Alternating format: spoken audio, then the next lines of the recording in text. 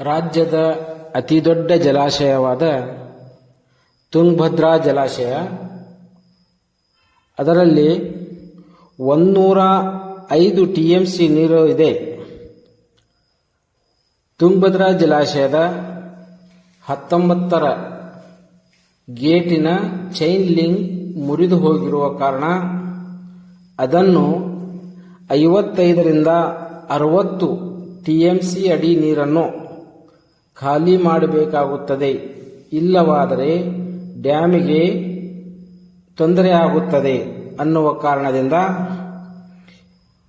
ಈಗ ಆ ನೀರನ್ನು ಬೇರೆ ಗೇಟ್ನಿಂದನೂ ಬಿಡ್ತಾ ಇದ್ದಾರೆ. ಈ ವಿಡಿಯೋದಲ್ಲಿ ನೀವು ನೋಡಬಹುದು ನೀರು ಯಾವ ರಭಸದಿಂದ ಹರಿಯುತ್ತಿದೆ. ಆ ಗೇಟು ಮುರಿದ ಕಾರಣದಿಂದ ನೋಡಬಹುದು. ಹಾಗೂ ಈ ಜಲಾಶಯದ ಕರ್ನಾಟಕ ಮತ್ತು ಆಂಧ್ರ 2 ರಾಜ್ಯಕ್ಕೆ ನೀರನ್ನು ಹೋಗುತ್ತದೆ.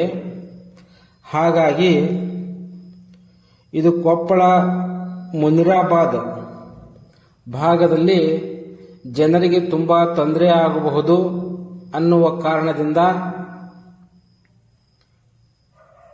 ರಾಜ್ಯದ ಜಲಸಂಪನ್ಮೂಲ ಸಚಿವ DK ಶಿವಕುಮಾರ್ ಅವರು ಭೇಟಿ ನೀಡಿ ಅಧಿಕಾರಿಗಳಿಗೆ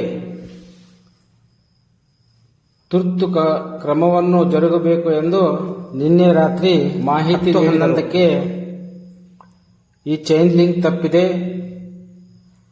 ಹಾಗಾಗಿ ಅಣುಕಟ್ಟೆ ಗೇಟ್ ಲಿಂಕ್ ಅನ್ನು ಮುರಿದ ನಂತರ ಸಾಕಷ್ಟು ಪ್ರಮಾಣದ ನೀರು ಹರಿದು ಹೋಗುತ್ತಿದೆ. ಆ ನೀರಿನ ಪ್ರಮಾಣ ನೋಡೋದಕ್ಕೆ ಜನರು ಆಗಮಿಸುತ್ತಿದ್ದಾರೆ.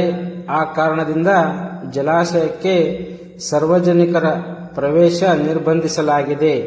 ದಯಮಾಡಿ ಸುತ್ತಮುತ್ತಲಿನ ಗ್ರಾಮ ಮತ್ತು ಜಿಲ್ಲೆಯ ಜನರು ಸಹಕಾರ ಕೊಟ್ಟು ಅಲ್ಲಿ ಹೋಗದಂತೆ ತಡೆಹಿಡಿಯಬೇಕು.